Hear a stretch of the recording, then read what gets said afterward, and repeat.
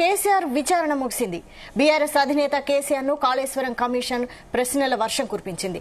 On కెమెరాలో విచారణ జరుగుతోంది. కేసీఆర్ ను ప్రధానంగా ప్రాజెక్టు ప్లానింగ్ ఎవరు చేశారు, డిజైన్ ను ఎందుకు మార్చారు, అనుమతులు రాకముందే పనులు ఎందుకు ప్రారంభించారు, ప్రాజెక్టును అక్కడే నిర్మించాలన్న నిర్ణయం ఎవరిది, కేబినెట్ ఆమోదం ఉన్నదా, పనులు పూర్తి కాకముందే పూర్తయినట్టు సర్టిఫికెట్లు ఎలా జారీ చేశారు, నిధులు ఎలా సమకూర్చారు వంటి పలు రకాల ప్రశ్నలు వేసినట్లు తెలుస్తుంది.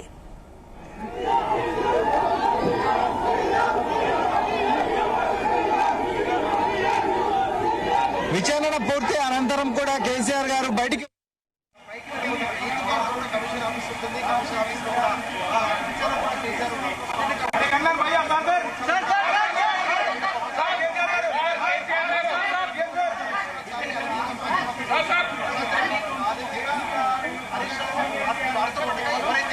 సంతోషం మాత్రమే వాహనంలో ఇక్కడికి చేరుకున్నారు.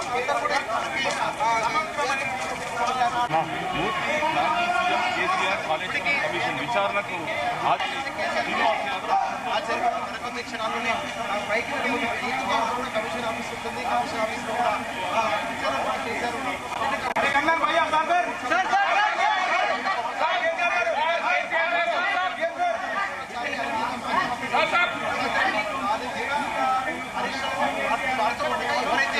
సంతోషం మాత్రమే వాహనంలో ఇక్కడికి చేరుకున్నారు.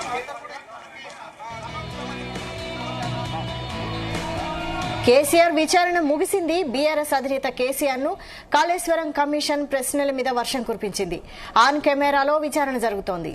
కేసీఆర్ ను ప్రధానంగా ప్రాజెక్ట్ ప్లానింగ్ ఎవరు చేశారు, డిజైన్ ను ఎందుకు మార్చారు, అనుమతులు రాకముందే పనులు ఎందుకు ప్రారంభించారు, ప్రాజెక్టును అక్కడే నిర్మించాలన్న నిర్ణయం ఎవరిది, కేబినెట్ ఆమోదం ఉందా, పనులు పూర్తి కాకముందు పూర్తయినట్లు ఎలా సర్టిఫికెట్ జారీ చేశారు, నిధులు ఎలా సమకూర్చారు వంటి పలు రకాల ప్రశ్నలను వేసినట్లు తెలుస్తోంది.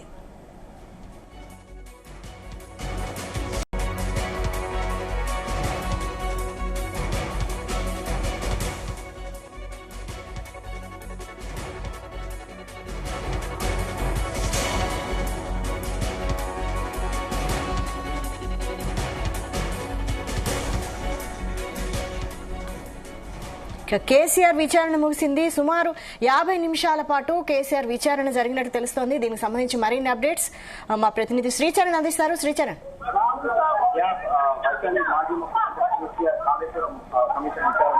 హాజరయ్యారు. సుమారు 11 గంటల 15 నిమిషాలకి బీఆర్సీ భవన్ గోగుల రామకృష్ణారావు భవన్ చేస్తున్నారు. అయితే కేసీఆర్ విచారిస్తున్న కమిషన్ ఈసీ బోర్డు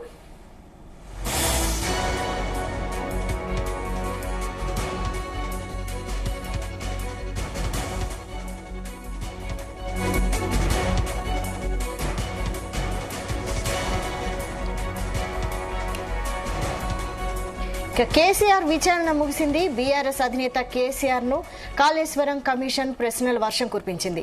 ఆన్ కెమెరాలో విచారణ జరుగుతోంది. కేసీఆర్ ను ప్రధానంగా ప్రాజెక్టు ప్లానింగ్ ఎవరు చేశారు, డిజైన్ ను ఎందుకు మార్చారు, అనుమతులు రాకముందే పనులు ఎందుకు ప్రారంభించారు, ప్రాజెక్టును అక్కడే నిర్మించాలన్న నిర్ణయం ఎవరిది, కేబినెట్ ఆమోదం ఉందా, పనులు పూర్తి కాకముందే పూర్తయినట్లు సర్టిఫికెట్ ఎలా జారీ చేశారు, అలాంటి అంశాలను ఇదే అంశంపై మరిన్ని డీటెయిల్స్ మా ప్రతినిధి శ్రీచరణ్ అందిస్తారు. శ్రీచరణ్, వైశాలి, ఈ రోజు మాజీ ముఖ్యమంత్రి కేసీఆర్ కాళేశ్వరం కమిషన్ విచారణకు హాజరయ్యారు. ఉదయం 11 గంటల 15 నిమిషాలకు బీఆర్సీ భవన్ చేస్తున్నారు.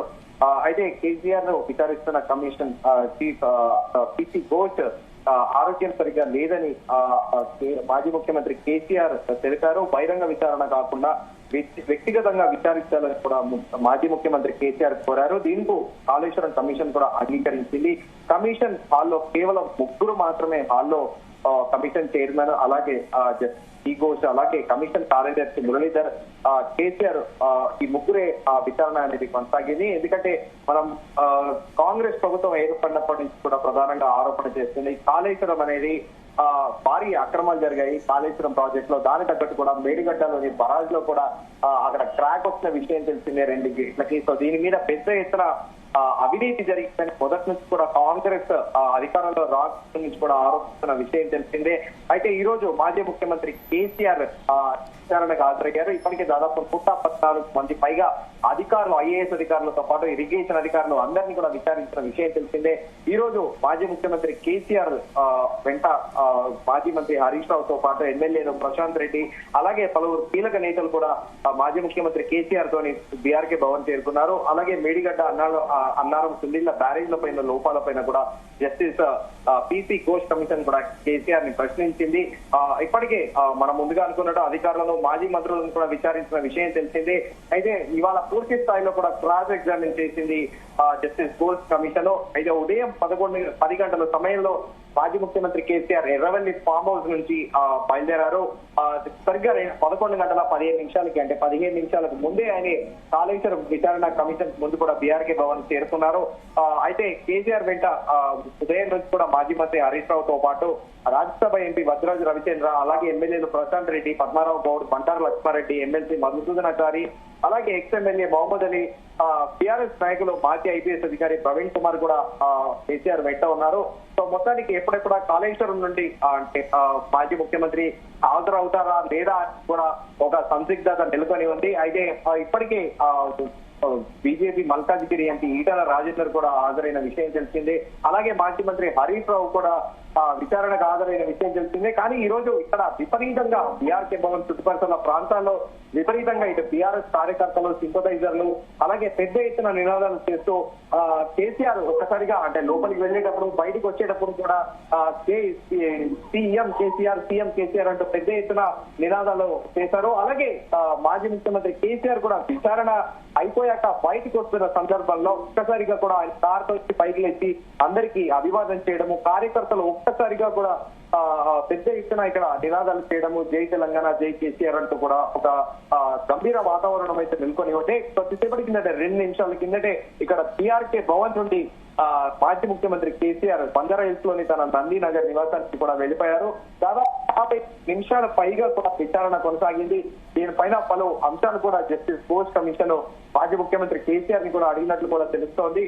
దీనికి మాజీ ముఖ్యమంత్రి కేసీఆర్ కూడా వాళ్ళు సమాధానాలు చెప్పినట్టు కూడా తెలుస్తోంది. అయితే దీనిపైన పూర్తి స్థాయిలో అంటే ఇప్పటికీ దాదాపు 50 నిమిషాల పాటు కేవలం 3 వ్యక్తులే అంటే ఓపెన్ కోర్ట్ హాల్ కాకుండా యూజువల్ గా అయితే పాత్రికేయ మిత్రులకు కూడా అలో ఉంటుంది, లోపల ఏం జరుగుతుంది విచారణ అనేది కూడా వినే అంటే మొబైల్ డిపాజిట్ చేసి వెళ్ళొచ్చు. కానీ ఈ రోజు మాజీ ముఖ్యమంత్రి కేసీఆర్ మేరకు కేవలం ఆ ఎంక్వైరీ రూమ్ లో ఓన్లీ విచారణ గదిలో 3 మాత్రమే ఉన్నారు. సో మరి కేసీఆర్ ని ఎలాంటి ప్రశ్నలు సంధించారు, దానిపైన మాజీ ముఖ్యమంత్రి కేసీఆర్ ఎలాంటి జవాబు ఇచ్చారనేది కూడా సర్వత్రా ఆసక్తికరంగా మారింది. ఈ మేరకు అంటే పూర్తి స్థాయి సమాచారం కూడా దాదాపు 10 నుంచి 15 ప్రశ్నల పైగా కూడా జస్టిస్ ఘోష్ కమిషన్ మాజీ ముఖ్యమంత్రి కేసీఆర్ ని సంధించిందని కూడా తెలుస్తోంది. సో ఆ 15 ప్రశ్నలకి కూడా మాజీ ముఖ్యమంత్రి కేసీఆర్ ఎలా సమాధానం ఇస్తారనేది కూడా సర్వత్రా ఆసక్తికరంగా మారింది. సో దీనిపైన మనకి పూర్తి వివరాలు అనేది కాసేపట్లో తెలిసే అవకాశం ఉంది. వైశాలి, అంటే కమిషన్ అడిగిన ప్రశ్నలకు కేసీఆర్ సూటిగా సమాధానం చెప్పారా? అంటే ఎలా ఎదుర్కొన్నారు విచారణను ఏమైనా తెలుస్తోందా? డెఫినెట్ గా, ఎందుకంటే గతంలో కేసీఆర్ కూడా ముఖ్యమంత్రిగా ఉన్నప్పుడు కూడా స్వయంగా తానే ఇంజనీర్ అయి తాన పర్యవేక్షణలోనే ఈ కాళేశ్వరం అనేది కూడా రూపుదిద్దుతుంది అని కూడా చెప్పారు. సో గతంలో ఇటు ప్రతిపక్షంలో ఉన్న కాంగ్రెస్ పార్టీ కూడా పదే కూడా ఆరోపించింది ఇంజనీర్ ఆయనే, డిపిఆర్ మొత్తం కేసీఆర్ కాబట్టి ఖచ్చితంగా విచారణలో కూడా ప్రాజెక్ట్ సంబంధించిన డిపిఆర్ అలాగే ఎస్టిమేషన్లు ఎలా పెరిగాయి, మొదట అనుకున్న 40,000 తర్వాత 60,000 పెరిగింది, తర్వాత ఏకంగా 80,000, తర్వాత 1,10,000 ఇలా ఎస్టిమేషన్లు పెంచుతూ వచ్చింది. సో దీనిలో భాగంగా దానిపైన కూడా అంటే ఎస్టిమేషన్లు ఎలా పెరిగాయి, మళ్ళీ దాన్ని రీడిజైన్ ఎందుకు చేయాల్సి వచ్చిందనే వాళ్ళ ప్రశ్నలు కూడా జస్టిస్ ఘోష్ కమిషన్ అడిగినట్లు కూడా మనకు సమాచారం అందుతోంది. అయితే దాదాపు 15 ప్రశ్నలు పైగా ఘోష్ కమిషన్ ప్రశ్నలు సంధించిందనేది కూడా మనకు అందుతున్న సమాచారము. అయితే దీనిపైన పూర్తి స్థాయిలో కూడా అటు ఘోష్ కమిషన్ కార్యాలయం నుండి అధికారికంగా ఎలాంటి ప్రకటన వెలువడలేదు. కాకపోతే మనకి దీనిపైన పూర్తి స్థాయిలో మరింత సమాచారం మాత్రము మరి కాసేపట్లో వచ్చే అవకాశం అయితే ఉంది. వైశాలి, అయితే కేసీఆర్ విచారణ నేపథ్యంలో కేటీఆర్ రేవంత్ రెడ్డిపై కీలక వ్యాఖ్యలు చేశారు, అంటే ఘాటుగా స్పందించారు. కడిగిన ముత్యంలా కేసీఆర్ బయటకు వస్తారు అన్నారు, దాన్ని ఎలా చూడాలి? మీరు క్వశ్చన్ మరొకసారి రిపీట్ చేస్తారా? రైట్. అయితే కేసీఆర్ విచారణ నేపథ్యంలో కేటీఆర్ రేవంత్ రెడ్డిపై ఘాటు వ్యాఖ్యలు చేశారు. కడిగిన ముత్యంలా కేసీఆర్ బయటకు వస్తారని కామెంట్ చేశారు కేటీఆర్. దీన్ని ఎలా చూడాలి? డెఫినెట్ గా ఆయన ఒక బీఆర్ఎస్ పార్టీ వర్కింగ్ ప్రెసిడెంట్ గా, అలాగే తన తండ్రి పైన ఎవరైనా సహజంగానే తన ఏ కొడుకైనా తండ్రి పైన ఆరోపణలు చేస్తే సహజంగానే అలాగే చెప్తారు. గతంలో ప్రస్తుతం మల్కాజ్గిరి ఎంపీ కూడా కొద్ది రోజుల కింద ఈటల రాజేందర్ కూడా విచారణకు హాజరైనప్పుడు ఇటు బీజేపీ కార్పొరేటర్లు కార్యకర్తలు కూడా అదే వ్యాఖ్యానించారు. కడిగిన ముత్యంలో ఈటల రాజేందర్ ఈ విచారణలోంచి బయటకు వస్తారు. పూర్తిగా అసలు ఈ విచారణలో ఈటల రాజేందర్ కి ఎలాంటి ప్రమేయం లేదని కూడా స్వయంగా జస్టిస్ ఘోష్ కమిషన్ వెల్లడిస్తుంది అని కూడా బీజేపీ కార్యకర్తలు కార్పొరేటర్లు ఆశాభావం వ్యక్తం చేశారు. దానిలో భాగంగానే ఈ రోజు బీఆర్ఎస్ వర్కింగ్ ప్రెసిడెంట్ కేటీఆర్ కూడా సిమిలర్ గా ఆప్టమిస్టిక్ మైండ్ సెట్ తోని అలాగే కేసీఆర్ కడిగిన ముత్యాల్లో బయటకు వస్తారనేది అని కేటీఆర్ వ్యాఖ్యానించారు. కానీ వాస్తవికంగా లోపల విచారణ ఏం జరిగింది, ఎలాంటి ప్రశ్నలు సంధించారో దానికి జస్టిస్ ఘోష్ కమిషన్ కేసీఆర్ ఇచ్చిన సమాధానాలతోని ప్రాజెక్ట్ డీటెయిల్ ప్రాజెక్ట్ రిపోర్ట్ కి అలాగే ఎస్టిమేషన్లకి కొంతన ఉందా లేదా అనేది కూడా డిసైడ్ చేయాల్సింది జస్టిస్ ఘోష్ కమిషన్. మరి దీనిపైన ఎలాంటి ప్రకటన వెలువడుతుందా అనేది కూడా సర్వత్రా ఆసక్తిగా అయితే నెలకొని ఉంది. వైశాలి, కేసీఆర్ విచారణ నుంచి డైరెక్ట్ గా ఫామ్ హౌస్ కి వెళ్లారా? నెక్స్ట్ ప్లాన్ ఏంటి? అంటే ప్రెస్ మీట్ పెట్టే అవకాశం ఏమైనా ఉందా? మాజీ ముఖ్యమంత్రి కేసీఆర్ అయితే పెట్టట్లేదు, కానీ ఆదర్శ్ నగర్ ఎమ్మెల్యే క్వార్టర్స్ లో మాత్రము తలసాని శ్రీనివాస్ యాదవ్, మాజీ మంత్రి తలసాని శ్రీనివాస్ యాదవ్ తో కలిసి టీఆర్ఎస్ వర్కింగ్ ప్రెసిడెంట్ కేటీఆర్ కూడా ప్రెస్ కాన్ఫరెన్స్ నిర్వహించబోతున్నారు. అలాగే ప్రస్తుతానికి మాజీ ముఖ్యమంత్రి కేసీఆర్ భోజనానికి నందినగర్ లోని బంజారాహిల్స్ లోని నందినగర్ లో తన నివాసానికి చేరుకుంటారు. అనంతరం సాయంత్రం 4 లేదా 5 గంటల ప్రాంతంలో నేరుగా తన ఫామ్ హౌస్ కి తిరిగి వెళ్తారని కూడా బీఆర్ఎస్ వర్గాలు పేర్కొంటున్నాయి. Vaishali, right. Thank you Sricharan.